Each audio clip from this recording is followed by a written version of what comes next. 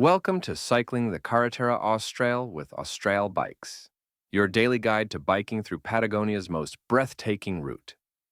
I'm your host, and today is day one. From Puerto Varas to the quiet village of Ensenada. Imagine cycling past three active volcanoes, while German architecture dots the landscape. Sounds impossible, right? But that's exactly what you'll find on day one of South America's most spectacular bike route. The cultural fusion there is incredible.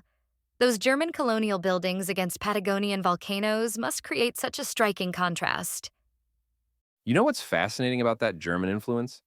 It dates back to the 1850s, when Chile actively recruited German settlers to develop the region. Now you've got this amazing mix where you can grab a traditional Chilean empanada or authentic German strudel before hitting the road. Speaking of the road, 43 kilometers might sound manageable, but how does that change when you're carrying all your gear? Well, that's where the brilliant design of this first day comes in. But don't worry, Austral Bikes mechanics will prepare the bike for your trip, adjusting the loaded bikes before the challenging terrain ahead. The route hugs Lake Yanquihue southern edge on paved roads. And here's the key. It's mostly flat. Though I imagine those views of Osorno volcano would make anyone stop frequently for photos. Absolutely right. And get this. On clear days, you've got three volcanoes in view. Osorno, Calbuco, and Puntiagudo. It's like nature's version of a triple crown. But here's what really catches my attention.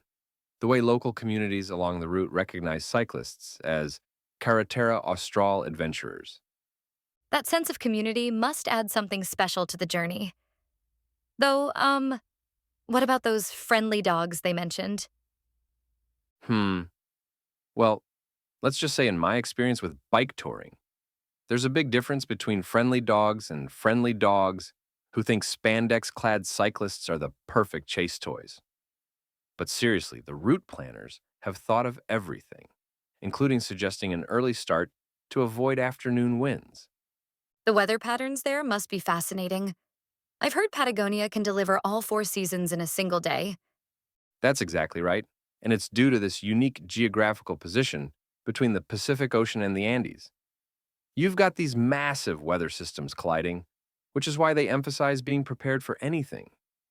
Even on this relatively civilized first day, you could encounter everything from bright sunshine to sudden downpours. So, what would you consider essential gear for a day like this? Well, beyond the obvious bike maintenance tools, you're looking at multiple clothing layers: moisture-wicking base layer, fleece mid-layer, waterproof outer shell. And here's something crucial they mention: lights for those narrow curves. Even on sunny days, you might hit some shadowy spots where visibility is key.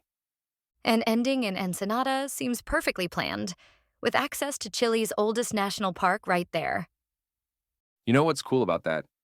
Vicente Pérez Rosales National Park was established in 1926, and it really showcases what you're in for on this journey.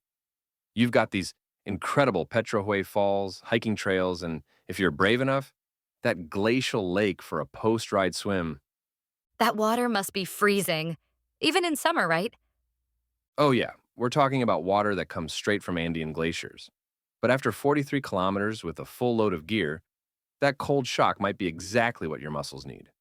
Plus, imagine the bragging rights of swimming in a Patagonian lake with volcanoes as your backdrop.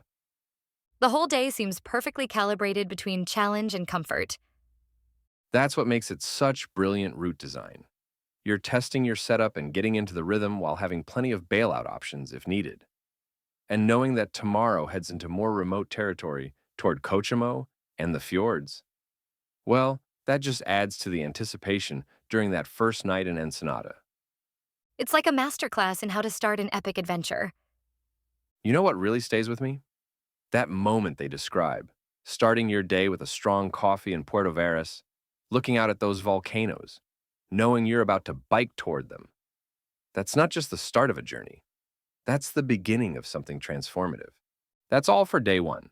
If you enjoy the ride, subscribe for more daily tips and stories from the road.